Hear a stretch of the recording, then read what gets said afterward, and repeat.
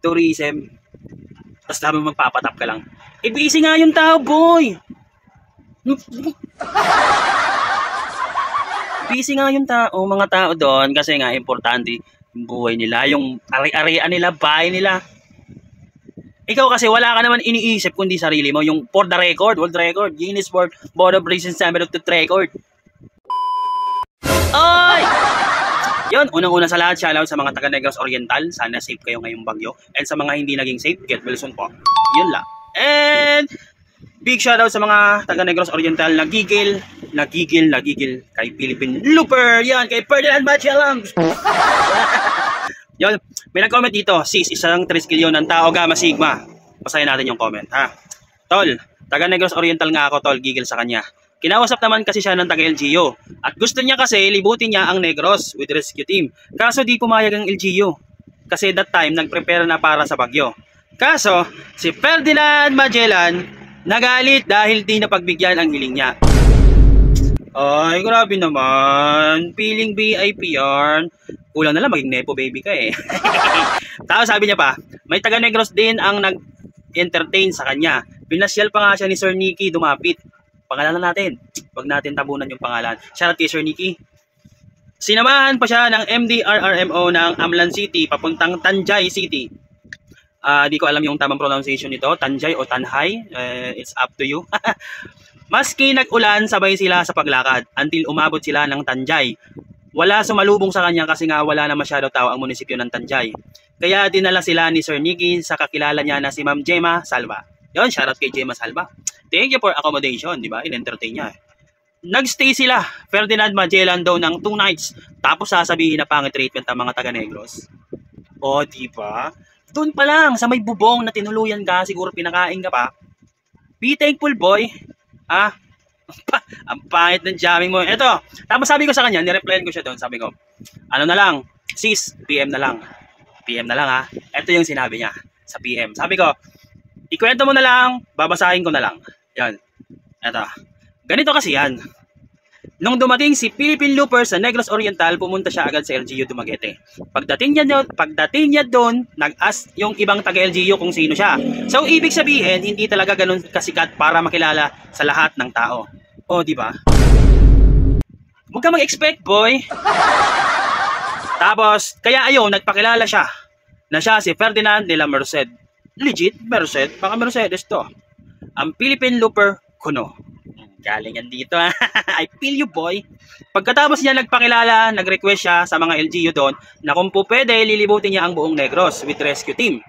Kaso, hindi man pumayag ang LGU kasi nga nung time na yon busy na talaga ang pag-prepare para sa nalalapit na bagyo. Oh, siguro di niya nagustuhan ang sagot ng mga taga-LGU, kaya siya nagalit. After that conversation with LGU Dumaguete, na-meet niya si Sir Nicky Dumapit na taga Negros Oriental. That day na-meet niya si Looper ay maliligo sana siya sa dagat. Kaso, bilang isang taga Negros na mainit tumanggap ng mga dayo, lalo na pag hindi taga Negros, ipinasyal na lang niya si Looper sa ibang pasyalan sa Negros Oriental. Then after mamasyal, gusto pa din ni Looper magpatuloy sa paglalakad hanggang Tanjay City, one of Municipality of Negros Oriental. Kaya ayun, nga sinamahan siya ni Sir Nicky Dumapit with Negros Tarzan, kasama na din ang MDRRMO ng Amlan City kahit umuulan. Saklap.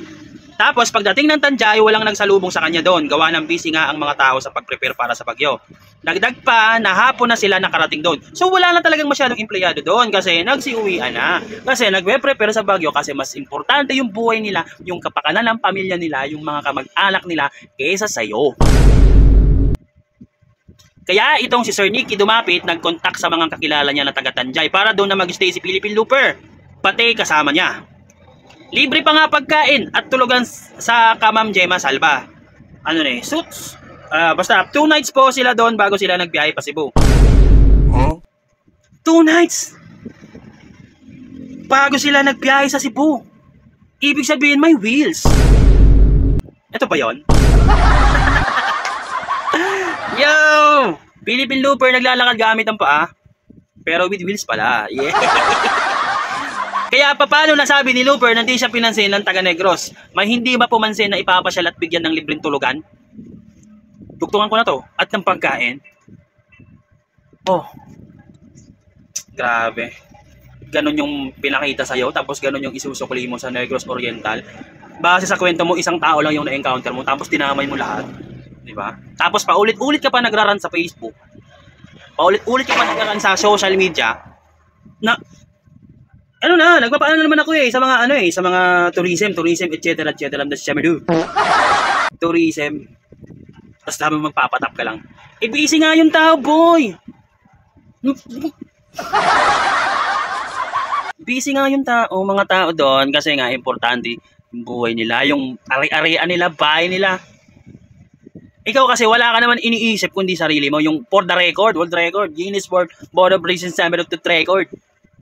Mag-isa ka lang naglalaking, hindi, may kasama ka nga base doon sa chat sa akin May kasama ka. O yun, naglalakad ka lang, wala kang dalang bahay, boy, wala kang dalang bahay. Dala mo lang yung bag mo, na supposedly, dala mo yun, sa likod mo habang naglalakad ka. Siyempre, kukontak ka ng mga rescue team, ng mga sa LGU para may taga-bitbit ng bag mo. Ganito na lang. Huwag mong sabihin na kasama kami dyan sa pinaglalabang Pilipinas. Ganito sample ko sa'yo. Si Carlo Yulo. Tinaas niya yung bandera ng Pilipinas, di ba? Oh, ano na pala namin? Bilang Pilipino, ano na pala namin? May nagbago ba? Wala boy! Kadaming bibigyan mo ba kami? Babalatuan mo ba kami? Sabihin na natin mga 2 milyon yung makukuha mo sa Guinness World of Record. Aabutin ba kami? Hindi naman, di ba? Ayusin mo. Ayusin mo.